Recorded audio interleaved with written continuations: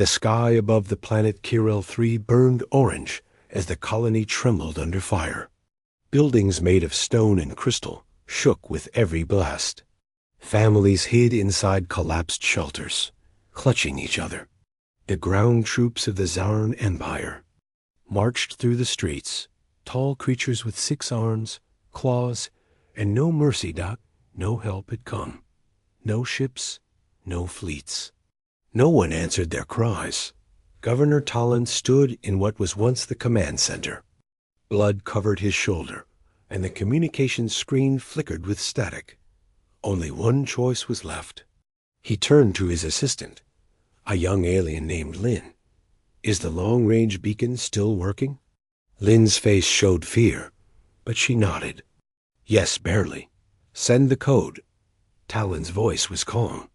"Not to the Council, not to our allies. Send it to ... Earth." Lynn's eyes widened in shock. "Earth? But they're Deathworlders. They haven't answered any message in 100 years. Talon turned to her. "That's why. Because if anyone can stop the Zarn, it's them." She hesitated. Her fingers shook as she typed the emergency code. The signal blinked red, then blue. The final message on the console read, "One colony under siege. No support from the Council. Request help. Anyone. Earth, if you hear us, please." And then, silence. Outside, the sky thundered again. The Zarn leader, General Krax, walked through the ruins of the city. His metal armor was black and marked with victory symbols from dozens of worlds. His voice echoed through the comms to all channels. "No one is coming for you. The Council has left you to die. Accept your fate." In orbit above the planet, one of the Zarn battleships picked up the SOS signal. A young Zarn officer scanned it and laughed. "Another weak call for help," he said. "Wait. It's headed to Sector 9 Blue Old Earth Space?" His commander froze. "Delete it immediately." "But it's already gone," the officer replied. Signal bounced off the old relays. "It's out there now." On the edge of known space, beyond map charts and old wormholes, there floated a silent station. Its name was Outpost K01, a forgotten piece of Earth's deep space system. It looked abandoned, dusty, dark, cold. But inside, something woke up. A single red light blinked. A quiet voice echoed from deep inside the station's core. "Priority code read. SOS received. Origin. Kirel 3. Response required." A hidden cryo chamber hissed open. Inside, a man opened his eyes. His face was calm, eyes sharp. A metal implant glowed behind his ear. Another light turned on in the station. Then another. Then more. Weapons systems unlocked. Power surged. Communication links reconnected after decades of silence. The man stood, pulled on a dark gray uniform with a black eagle on the chest, and whispered, "Finally." Back on Earth, a storm rolled across the sky as old satellites turned. Buried bunkers lit up one by one. Old commanders, long retired, received encrypted alerts. In a hidden base. An older woman looked at her screen. Her assistant asked, "That what I think it is?" She nodded slowly. "Yes, an SOS call. First one in a century. Not from the Council. Not from a friend. Just a voice in the dark." Her assistant looked nervous. "Should we respond?" She stood up. Her voice was steady. "We're Deathworlders. We don't ignore calls for help." She pressed a button. Activate Vigilant Storm. Across Earth, cryo chambers opened. Soldiers woke from sleep. Drones powered up. Stealth ships in the asteroid belt changed course. Above the ruined planet Kirel 3, the sky remained quiet. The Zarn fleet held position. Then the stars shifted. A single dot appeared on radar. Then 2. Then 100. The Zarn officer on patrol narrowed his eyes. "Who are they?" "The human warships didn't broadcast any signals. no threats, no greetings. Just a simple reply to the original call. Help received. Response launching. In the ruins below, Governor Tallon looked up at the sky, blinking through smoke and ash. A small ship screamed across the sky, black and sharp like a blade. Lin gasped. "Is that?" He smiled through tears. "That's Earth." And somewhere in the dark of space, Earth whispered, "You called. Now stand back." Asterisk the cold. Void of space between galaxies had always hidden secrets. Some secrets were dangerous. Others were forgotten on purpose. But the one secret everyone tried to bury was Earth. And Earth remembered everything.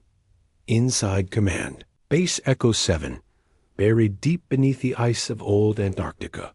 Alarms blinked for the first time in 100 years. Commander Dale stood before a massive screen that displayed the incoming signal from Outpost KO1. The message had only 4 words. Distress received. Preparing response. The officers around him looked uncertain.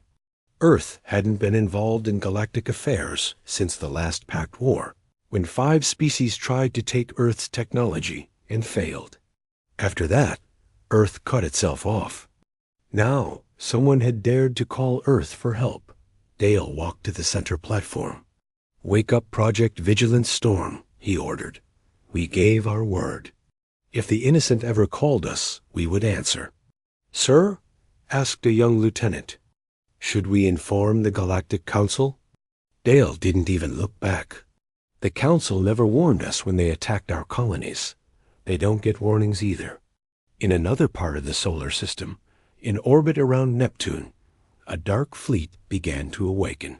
The ships were shaped like claws and wings, armored with black steel forged under high gravity.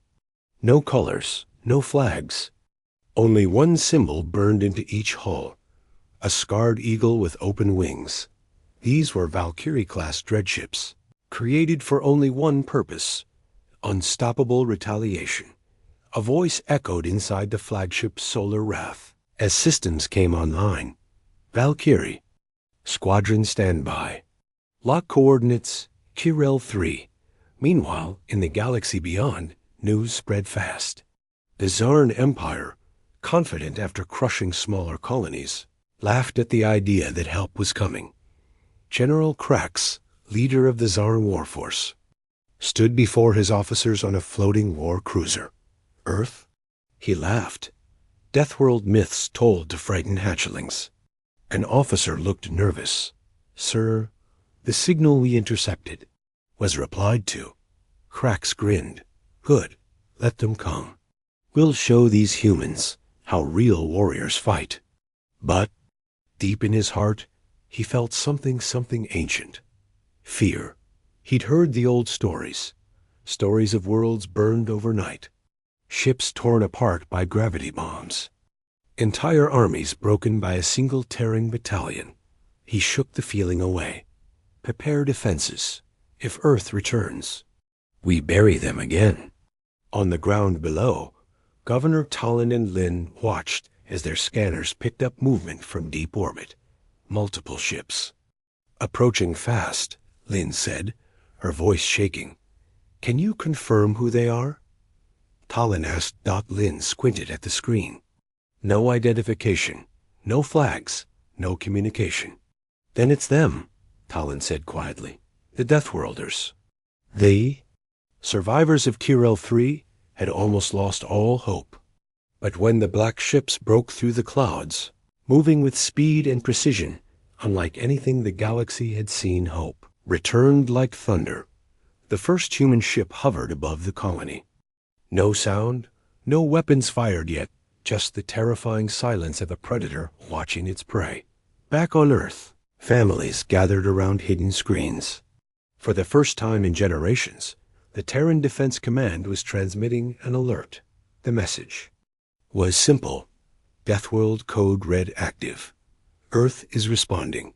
People didn't cheer. They didn't panic. They just nodded. Because every Earth child, from a young age, was taught, never attack the weak. But if someone does step in, and don't stop until they're gone dot in the hidden training facility beneath Luna Base. Old soldiers reassembled. One of them, Captain Miralong, thought retired, opened a dusty locker. Inside was a suit of powered armor, still polished, still deadly. Her teammate, Dax, smiled. You think the enemy knows who they called? Myra clipped her helmet on. They'll know soon enough. At the edge of Kirel 3, the Zarn defense fleet armed its weapons. Human ships didn't respond. They just moved into position, in perfect silence. The Zarn Admiral ordered an open broadcast. This is Zarn Fleet Command. Identify yourselves. The reply came in a flat, human voice. You received an SOS. We answered. Step aside. The alien commander laughed. You think you can stop us with one fleet? The human voice replied coldly. We don't stop evil. We erase it. And with that, the first Terran assault began. Below, Governor Talon looked up as the sky split apart in glowing lines of fire. Earth ships didn't just attack. They moved like they already knew the outcome. Every blast was precise. Every Zarn ship that rose to meet them was cut down before reaching firing range. Lin whispered, They didn't come to fight. Talon finished. They came to finish it. And as the colony's scanners lit up with hundreds more Earth ships entering orbit, one message blinked on their screen. Operation Judgment Phase, begin. The sky above Kirel 3 turned dark, not because of clouds, but because Earth's warships now blotted out the stars. From the ground, it looked like a giant storm of steel had formed overhead. People stopped running.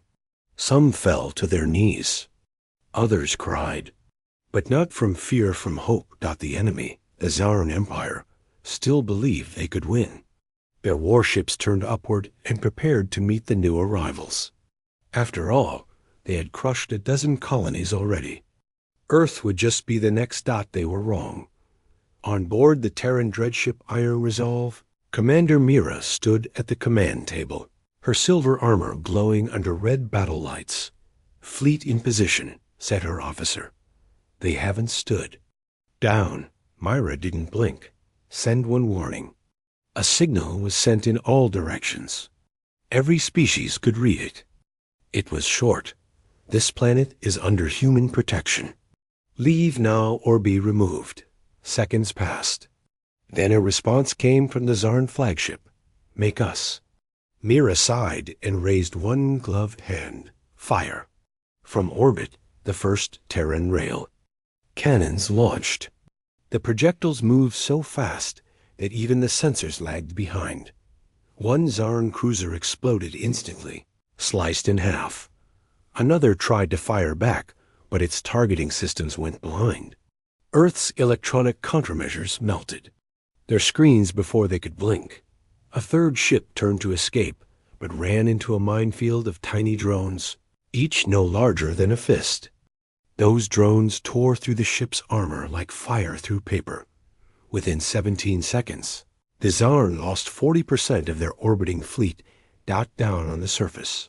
Governor Talon and Lin watched in awe from their ruined command post. Lin's voice cracked.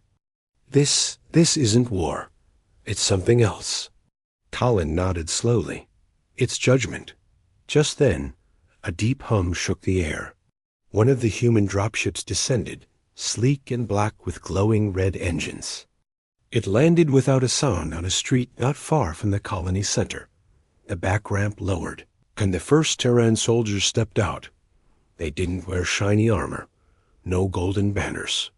Just dark, clean suits, silent boots, helmets that showed. No emotion. Each one moved with perfect coordination. Not one wasted movement. Not one flinch. And at their front stood one man taller than the rest, his helmet shaped like a hawk's face, glowing faintly. He walked calmly past frightened alien survivors. When a mother held her injured child in her arms, he stopped, kneeling. He opened a pouch and handed her a tiny injection tool. Painkiller. "He'll be okay," he said quietly. She stared at him, tears filling her eyes. You're not like them." He turned slightly and answered without emotion. "No, that's why we're here." Then he stood and motioned his team forward. The other side of the colony, a squad of Zarn soldiers was setting explosives on the last power generator. They didn't expect resistance. That was their final mistake. The shadows around them moved out suddenly. The leader's arm was gone, sliced clean by a silent blade. One soldier screamed, but before he could shoot, a Terran dropped from above, landing on him like a shadow of death. The Zarn squad lasted less than 6 seconds. In orbit, the Zarn flagship began retreat procedures. Their admiral barked orders. "Get us out of here. This is not a war they came to erase us." But the humans were already ahead of them. The Solar Wrath, Earth's main dreadnought, released its final weapon. A kinetic missile. No warhead, just pure mass and gravity field compression. The missile didn't explode. It collapsed space when it hit. The Zarn flagship simply disappeared. No wreckage. No fire. Just gone. Back on the ground, Commander Mira's voice came through every channel on the planet. "This colony is now under Earth's protection. Medical aid will be delivered. Civilians will not be harmed. Any enemy still present, you have 60 seconds to surrender." She looked to her side. "Anyone who refuses?" Her officer grinned. "We'll not see the next minute." Lynn stared at the sky and whispered, "Are they angels or monsters?" Talon shook his head. "Neither. They're humans." But far across the galaxy, in the Galactic Council chamber, word had already arrived. The Speaker of the Council dropped his cup. "Earth is active again." He whispered in fear. Another ambassador asked, "What do we do?" No one had an answer, because when Deathworlders respond, no one controls what happens next. Asterisk smoke still rose from the shattered buildings of Kirel 3. Fires burned low, and the cries of survivors slowly quieted. But something new filled the silence footsteps, not the stomping of Zarn boots or the scurrying of panicked colonists. These steps were slow, heavy, measured, and terrifying. They belonged to Terran, ground forces, the warriors of Earth. The Deathworlders had landed. They didn't speak. They didn't shout. They simply walked. Their dark armor looked alive, with shifting patterns and pulsing energy veins. Helmets covered their faces, hiding any trace of emotion. Their weapons didn't hum or glow. They simply waited, silent and ready. A group of surviving Zarn soldiers saw them approaching and laughed, nervously. "They're just wearing masks. We can take them." They couldn't. The humans moved like shadows, fast, quiet, unstoppable. One raised a small device, pointed at the squad, and pressed it. There was no explosion, no fire. Just silence. The Zarn soldiers fell, every nerve in. Their bodies shut down. Not dead, not alive. Just ... off. Governor Talon and Lynn stood behind a cracked wall, watching it all unfold. "They don't act like an army," Lynn whispered. Talon nodded slowly.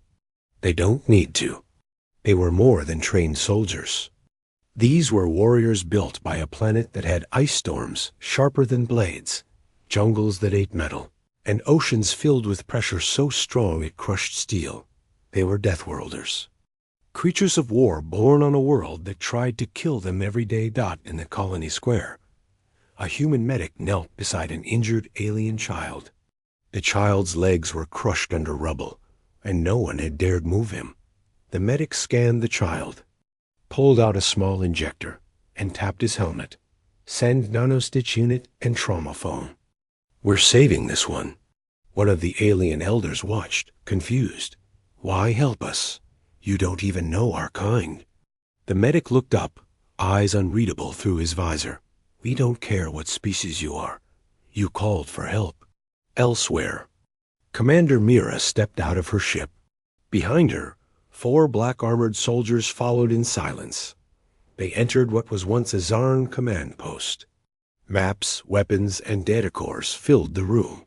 But there was one thing Mira was looking for. Prisoner. A young alien girl, no older than 14, was locked inside a cage. The Zarn had used her as bait. A trap. Mira scanned the room once and opened the cage with her hand. "You're safe now," she said gently.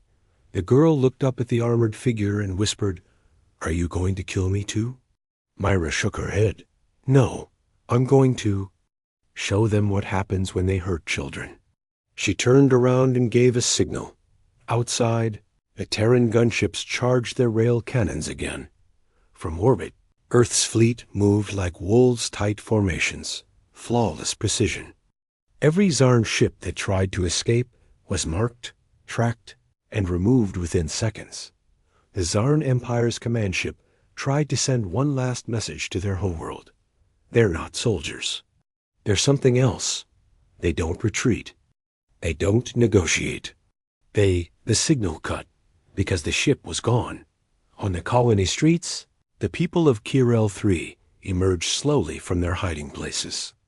Children peeked from broken windows. Elders limped through the rubble. They didn't see war anymore. They saw peace delivered by monsters they now called protectors. One young alien boy walked up to a human soldier. No taller than his knee, the boy held up a small fruit.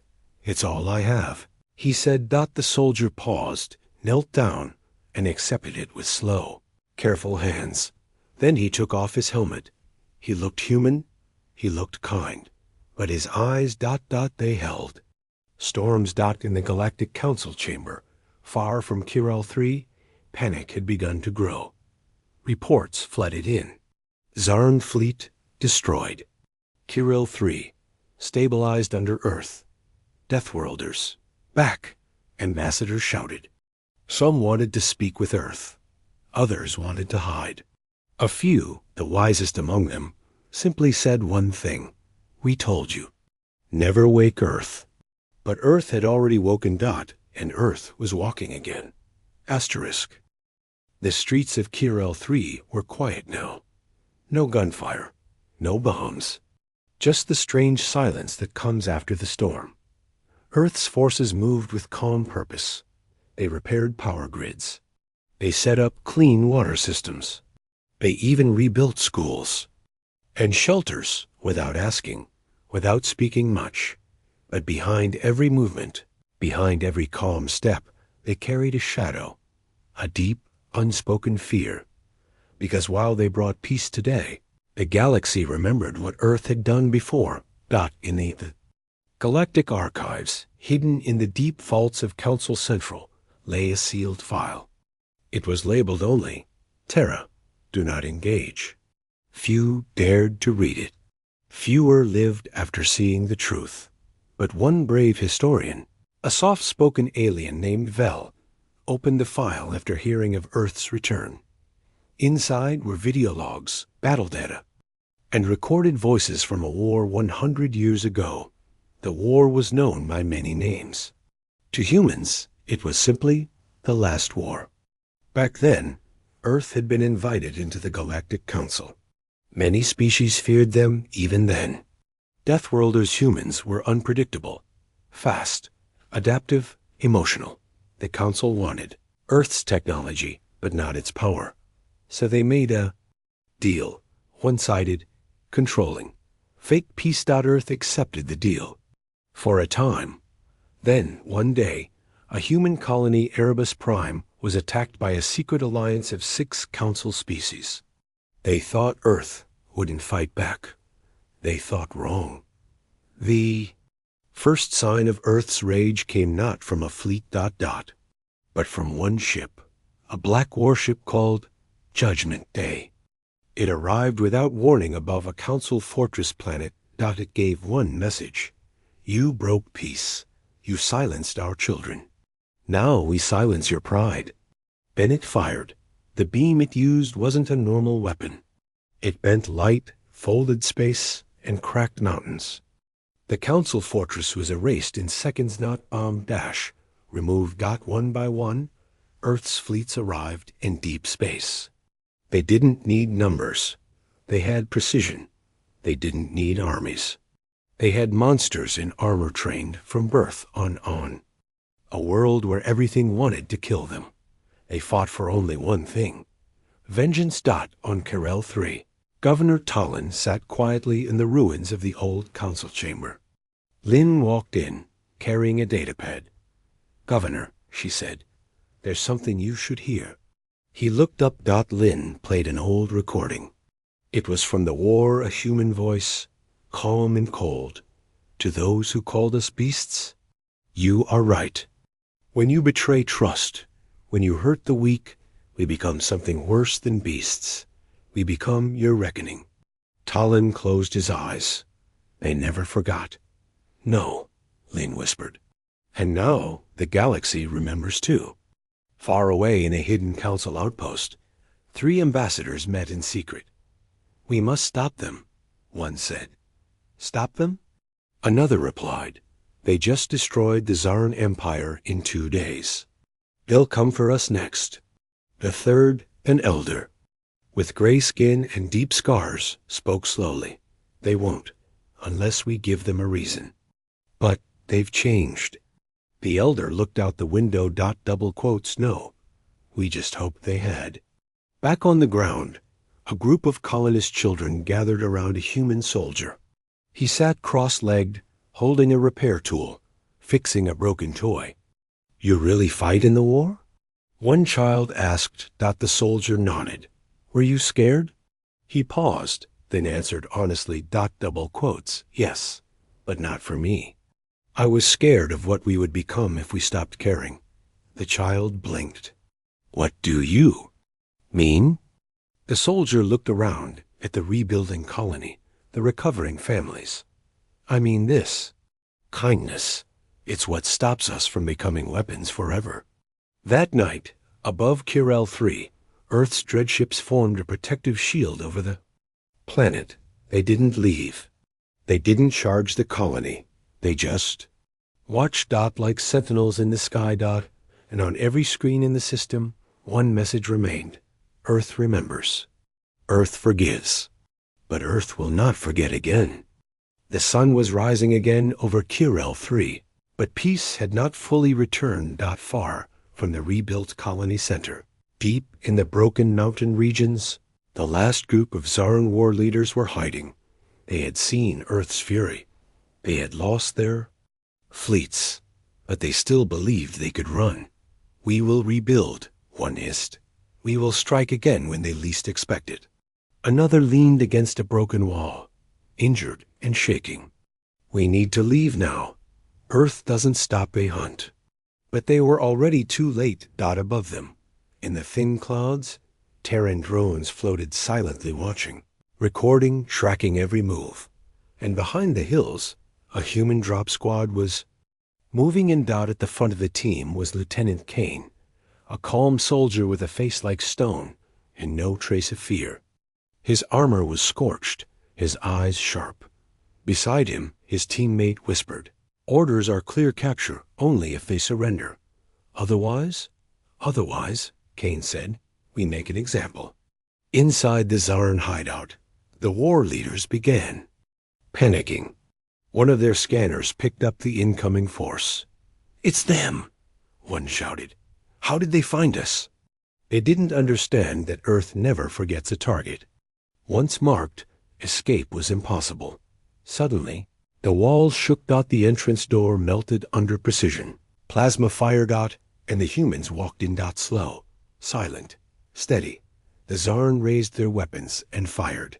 But it was useless.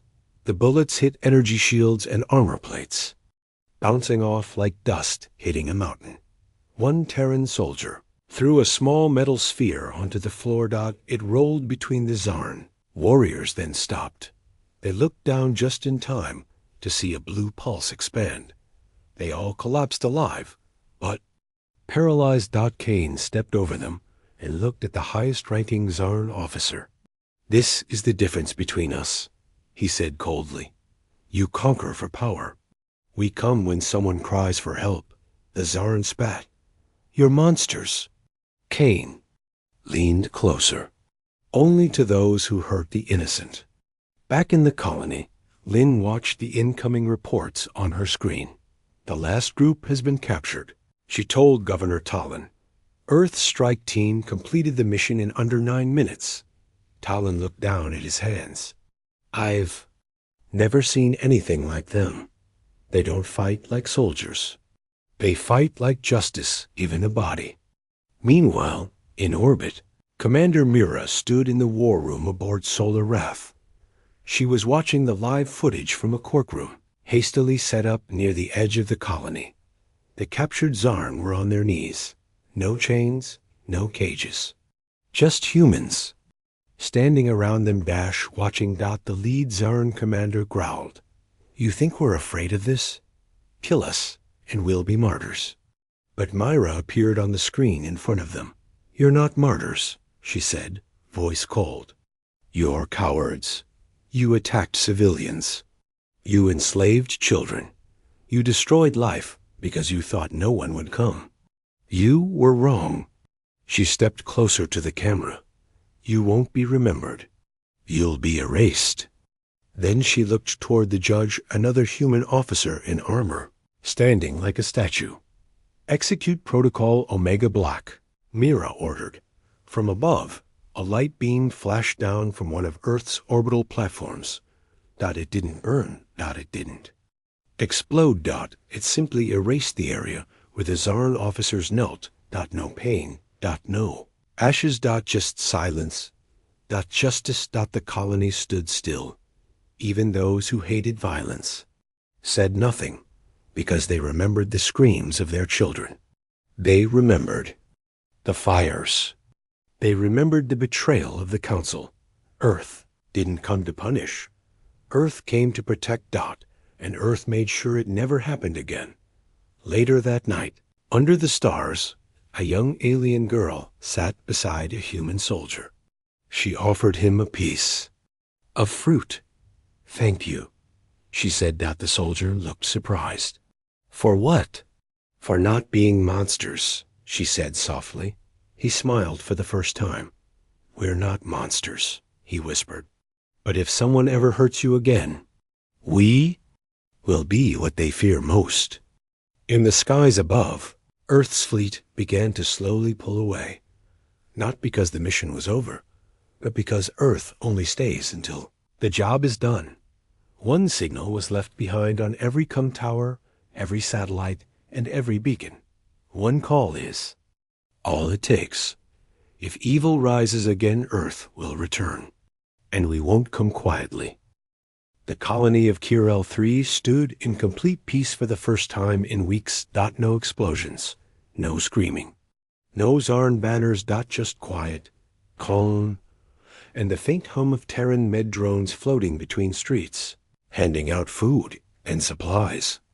Soldiers walked slowly now. Their weapons were powered down. Their boots moved softer on the broken ground. They didn't speak much. They only helped repairing what the enemy had destroyed, healing what could be healed, and standing near the weak like silent protectors. And yet, everyone knew they would not stay. Governor Talon stood on a hill, overlooking the rebuilt plaza. Lynn stood beside him, holding a communication tablet. They're leaving soon, she said. Talon took a deep breath. They came like fire, and now they leave like mist. He watched as a group of human engineers packed up their equipment. Without saying goodbye, one soldier gave a blanket to a child and walked away. Another left a crate full of tools and medicines near the hospital with no label. No request, no explanation. They don't want thanks, Talon murmured. They just wanted to make sure no one else cried alone. High in orbit, Earth's fleet realigned into a formation of pure geometry, sharp triangles, and sleek black curves so beautiful, so deadly. Commander Myra stood on the bridge of Solarath, her gloved hands resting behind her back. Her second-in-command spoke softly. All ships ready? Orders, ma'am? She watched the screen showing the colony, now safe, now breathing again. Mira finally answered. We came when they called. They're standing now. Time to disappear. Should we leave a contact beacon? She shook her head. No, let the galaxy wonder. In the Galactic Council chamber, silence gripped the air. Every species had heard the recordings.